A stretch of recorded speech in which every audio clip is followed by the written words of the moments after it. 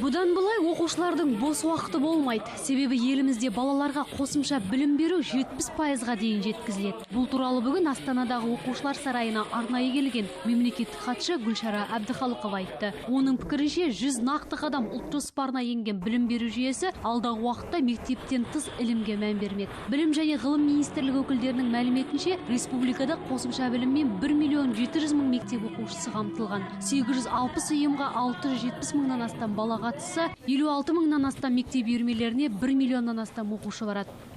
Қосымша білім беру бойынша енді қазір кезде жаңа бағдарламаның бір бөлігі ретінде қаралайын деп жатыр.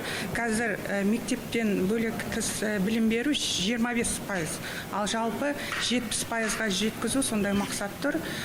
Осындай балалар, оқушылар